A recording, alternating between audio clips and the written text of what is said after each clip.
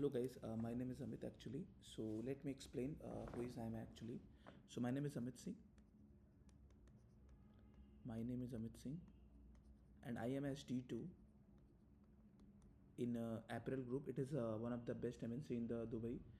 So I was working there as a software engineer, and my work is to handle so many biggest brands of India, like not India actually, for USA market, like Tommy Hilfiger, Crocs, and Dune Linen. I have handled so many biggest brands in even USA markets.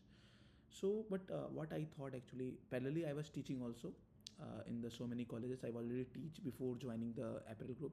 Before that, I'm actually DSA teacher in the Pep Coding. So मेरा कहने का मतलब क्या है, मैं क्यों यहाँ पे आया हूँ? एक्चुअली मैंने गैप देखा है मार्केट में राइट नाउ. जो डीएसए का कंटेंट है ना, वो उतने अच्छे तरीके से पेश नहीं किया गया है मार्केट में. तो मेरा कहने का मतलब ये है कि मैं C++ के अंदर डीएसए कवर करने वाला हूँ. ठीक है, राइट नाउ C++ तो लोगों ने पढ़ा रखा है, बट उस पर क्वेश्चन उन्होंने शायद 100 या 200 करा रखे हैं, और क्वेश्चन सही से नहीं कराए गए. क्वेश्चंस को पैटर्न वाइज नहीं कराया गया है. What is pattern guys? Questions ना रैंडम है. The questions are very random. अगर आपने कभी क्वेश्चन एरे का आ जाता है, तो कभी क्वेश्चन में ग्राफ आ जाता है, कभी क्वेश्चन में ट्री आ जाता है. क्वेश्चन को पैटर्न के बेस पे कराना चाहिए. अगर कोई भी टीचर है तो उस क्वेश्चन को पैटर्न के बेस पे ही कराया जा सकता है, क्योंकि आप रैंडम क्वेश्चन नहीं करा सकते हो. राइट नाउ क्या है ना कि जो भी आप देखते हो वीडियोस, वो सारे क्वेश्चन रैंडम होते हैं. All the questions are random actually. So what we are going to do actually, मेरा क्या तरीका है, what is the way I am going to apply.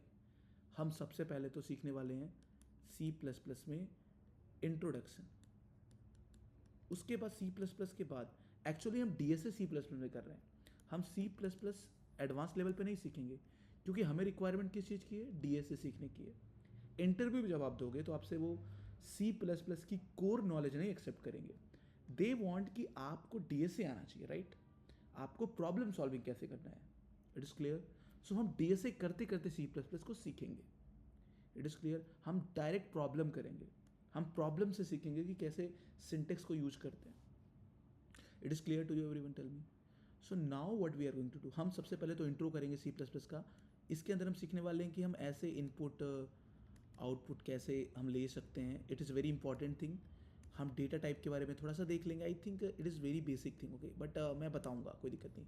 हम लूप के बारे में पढ़ने वाले हैं. व्हाट इज़ लूप, इस पे हम ना एक बहुत अच्छे क्वेश्चंस भी कर लेंगे पैटर्न के, ताकि आपको थोड़ी सी क्लियरिटी आए. ठीक है. इसके बाद हम क्या करने वाले हैं, लूप के बाद हम ना कुछ अच्छे क्वेश्चंस करेंगे डिजिट के बेस पे. डिजिट के बेस पे अपना पूरा पैटर्न होगा गाइस. एंड ऑल्सो मैं एक और चीज़ बता दूँ, हम सबसे पहले ना तो एक फाउंडेशन सीखने वाले हैं. हम सबसे पहले ना एक बात है, फाउंडेशन सीखने वाले हैं. What is foundation guys? In the foundation हम सबसे पहले तो इनपुट आउटपुट सीखेंगे. डेटा टाइप क्या होता है, लूप क्या होता है, डिजिट पैटर्न के क्वेश्चन क्या होते हैं. जैसे कि एक नंबर अगर 1 2 3 4 5 है, तो उसको रिवर्स कैसे कर सकते हैं.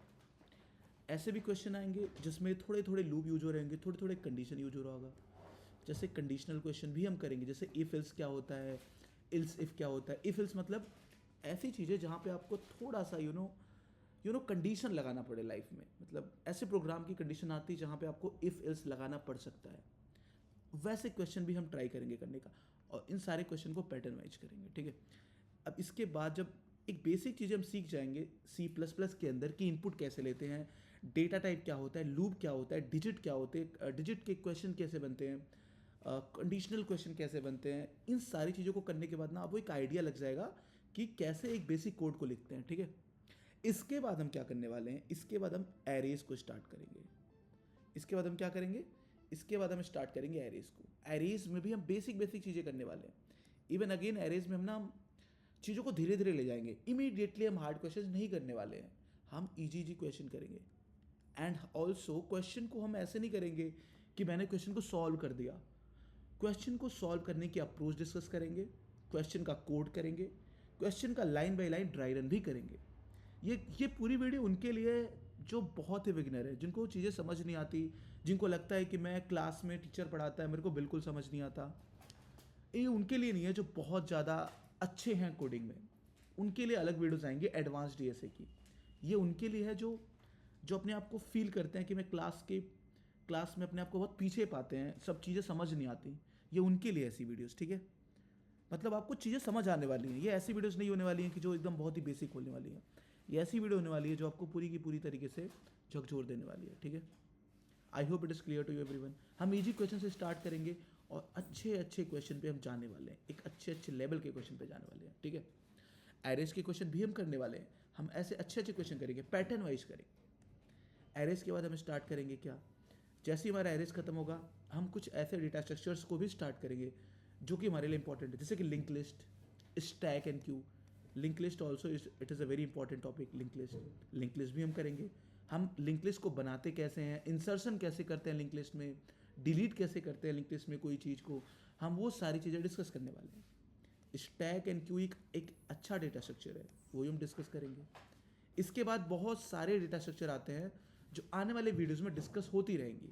तो मेरा प्लान बहुत ही सिंपल है, हम आने वाले कुछ टाइम में इसकी वीडियोस आती रहेंगी, input output, data type, patterns के क्वेश्चन, डिजिट के क्वेश्चन, कंडीशन के क्वेश्चन, एरेज के क्वेश्चन, अच्छे अच्छे क्वेश्चन डिस्कस करेंगे और सारे क्वेश्चन का सोल्यूशन C++ में होगा, ठीक है। And we will try to figure out कि एटलीस्ट हम 500 लीड कोड प्रॉब्लम को सॉल्व करें। इस 500 लीड कोड को सॉल्व करने के बाद आपको कॉन्टेस्ट देना है, आपको कुछ नहीं करना है, आपको कॉन्टेस्ट देना है, ठीक है। ये 500 क्वेश्चन अगर आप कर लेते हो तो आपका डीएसए का जो प्रिपरेशन है वो पूरी की पूरी क्लियरिटी मिल जाएगी आपको। आपको इससे ज़्यादा नहीं पढ़ना है, इट्स फाइन। उसके बाद हम डेवलपमेंट कर सकते हैं, इवन मैं डेवलपमेंट की भी वीडियो डाल दूंगा आने वाले समय में, बट सबसे पहले डिस्कस करते हैं डीएसए को कैसे हमें मास्टर करना है, ठीक है।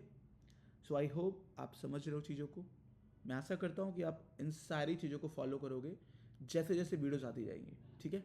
So thank you so much, bye bye.